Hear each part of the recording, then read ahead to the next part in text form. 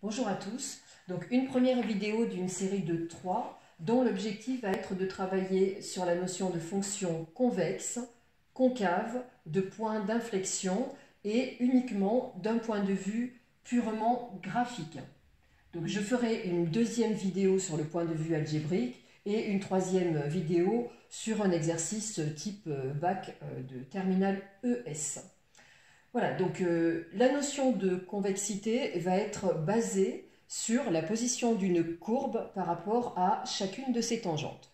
Et plus précisément, une fonction sera dite convexe lorsque la courbe représentative de la fonction sera située au-dessus de ses tangentes, concave au-dessous de ses tangentes et point d'inflexion quand une courbe va traverser la tangente. Donc, je vais le faire précisément en vous donnant 3 exemples de courbes que j'ai tracées sur GeoGebra. Donc voilà, un premier exemple de courbe représentative, un polynôme du second degré, voilà, dont j'ai donné l'expression, mais là pour l'instant je ne vais pas travailler avec l'expression et je vais même supposer que l'énoncé ne m'a pas donné l'expression de cette fonction et qu'il faut que, à l'aide de la courbe représentative donnée, je sois capable de conjecturer est-ce que cette fonction est concave ou convexe. Donc qu'est-ce qui va se passer? Pour le savoir, eh bien, je vais me placer en différents points de cette courbe et je vais regarder la position de la courbe par rapport à ses tangentes. Donc là, par exemple, avec GeoGebra, j'ai tracé la tangente au point d'abscisse A, au point d'abscisse 0 qui est le point A. Donc cette tangente, c'est celle qui est tracée ici, que je repasse. Et donc, je vois que la courbe est située au-dessus de cette tangente. Je vais donc, si je ne connais pas l'expression de la courbe, je vais simuler d'autres tracés de tangente. Donc par exemple, je me place ici au point d'abscisse 2 et je vais me rappeler que qu'est-ce que c'est qu'une tangente? C'est une droite qui, au voisinage de ce point, est pratiquement confondue avec la courbe. Donc, si je ne connais pas l'expression de la fonction, mon seul moyen quand la tangente n'est pas tracée, c'est de la tracer approximativement. Et cette tangente, si j'essaye de me rapprocher le plus possible de la courbe mais version droite, je vais venir la tracer comme ça. Ah, tiens, j'observe que la courbe est au-dessus de la tangente. Je fais pareil ici, donc je trace la tangente du mieux que je peux. Donc un tracé de tangente, ça ne se fait jamais au pifomètre, hein. Ça se fait une fois qu'on a l'équation de la tangente ou au moins le coefficient directeur et un point de la tangente. Voilà, là je ne peux pas faire mieux que ça.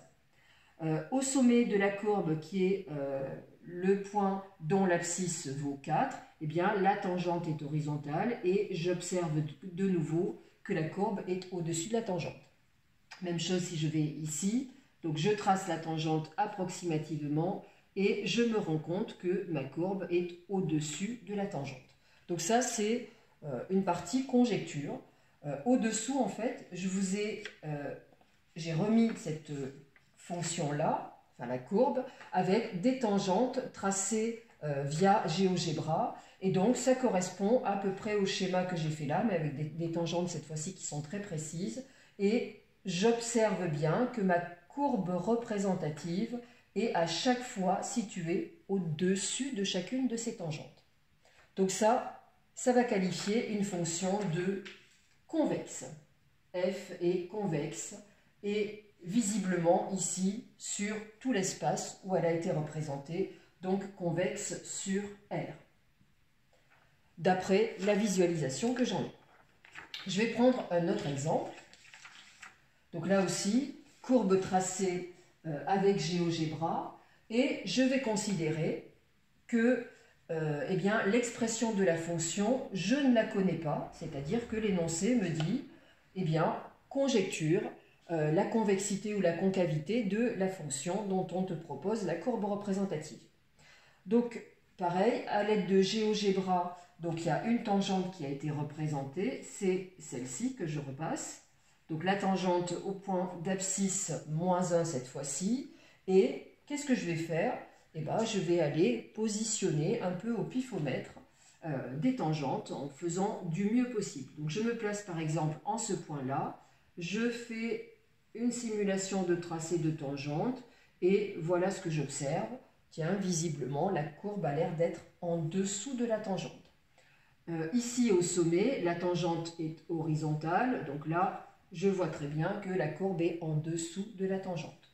Je me place en ce point-là, j'essaye de faire au mieux une droite qui se rapproche le plus possible de la courbe en ce point-là. Et bien, voilà comment je dessine ma tangente et ainsi de suite. Si je simule des tracés de tangente, je vais me rendre compte que la courbe a l'air d'être en dessous de chacune de ces tangentes.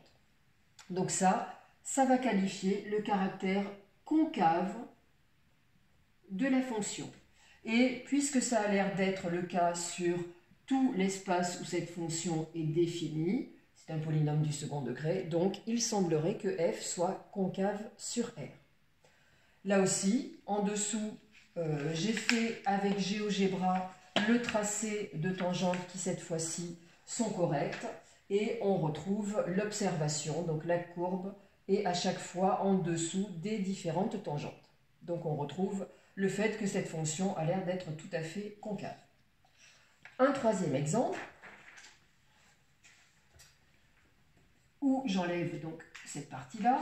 Et donc dans ce troisième exemple, j'ai en fait représenté un polynôme du troisième degré. Là aussi, je vais considérer que je ne connais pas son expression et que l'énoncé me demande de travailler sur l'intervalle moins 0,5 jusqu'à 4 et me demande d'aller visualiser est-ce que cette fonction est convexe, concave et si oui, sur quels intervalles.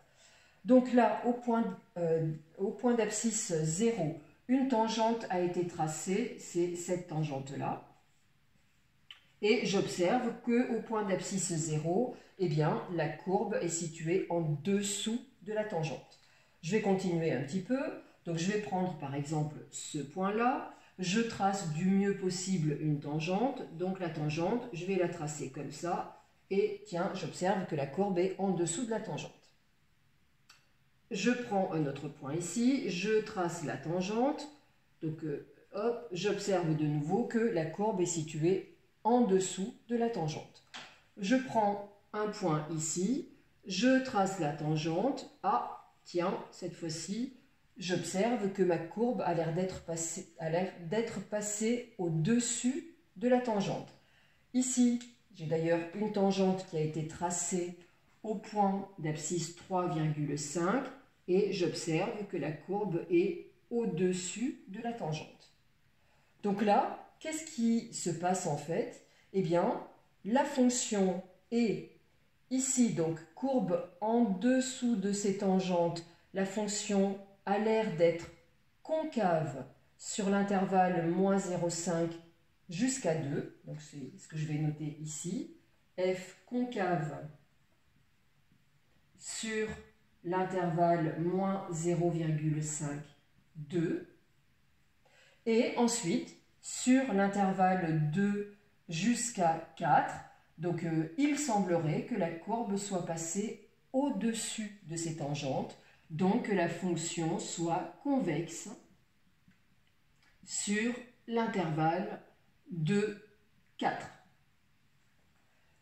Voilà pour ça, et un petit endroit particulier au point G. Donc là, ma courbe elle est devenue un petit peu gribouillée. Donc au point G, ici, eh bien, j'ai une tangente, la voici, qui du côté gauche de G est située au-dessus de la courbe et qui du côté droit de G est située en dessous de la courbe. On qualifie ça de courbe qui traverse la tangente ou tangente qui traverse la courbe. Eh bien, ce point G très particulier, en lequel la courbe vient traverser la tangente, ou encore en lequel la fonction passe de concave à convexe, va s'appeler un point d'inflexion. G est un point d'inflexion. Voilà, je viens de définir les trois notions qui étaient l'objectif, fonction convexe, fonction concave, point d'inflexion. Je vais faire un petit point avant de terminer cette vidéo. Donc en dessous, le tracé a été fait via GeoGebra et GeoGebra a manifesté la même chose que l'observation faite, à savoir sur cet espace-là de moins 0,5 à 2, la courbe est bien en dessous de ses tangentes, fonction concave. Sur l'intervalle 2, 4, la courbe est passée au-dessus de chacune de ses tangentes, fonction convexe sur l'intervalle 2, 4. Et en ce point G, donc la tangente elle est ici, eh bien la tangente est venue traverser la courbe, la fonction est passée de concave à convexe, ce point G est un point d'inflexion. Voilà, donc un petit point court pour terminer cette vidéo. Donc le point court va consister à donner en fait la définition graphique de ces trois notions.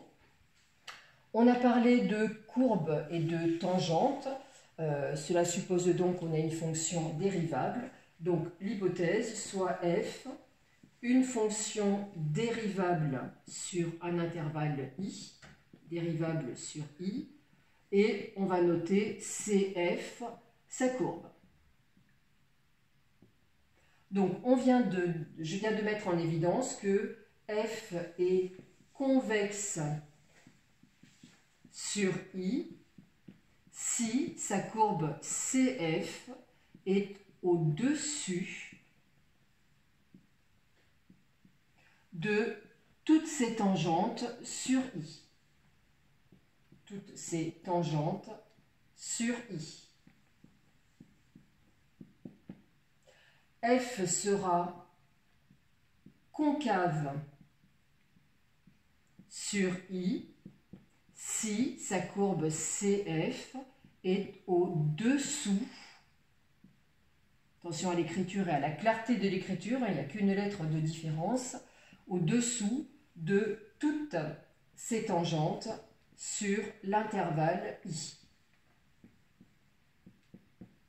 Et notion de point d'inflexion, donc le point M est un point d'inflexion si CF traverse la tangente en M. Autrement dit, si de part et d'autre de M, la fonction passe de concave à convexe ou de convexe à concave, ça n'a pas d'importance. Donc voilà, j'espère que cette vidéo aura été très claire. Elle met en évidence ces notions-là, mais vraiment que d'un point de vue graphique. Le point de vue algébrique va être donné dans une autre vidéo. Voilà, si ça a été clair, si ça vous a apporté quelque chose, je vous demanderai de bien vouloir liker ma vidéo et puis d'y mettre un petit commentaire, ce qui peut me permettre, moi, d'améliorer certaines choses. Voilà, merci.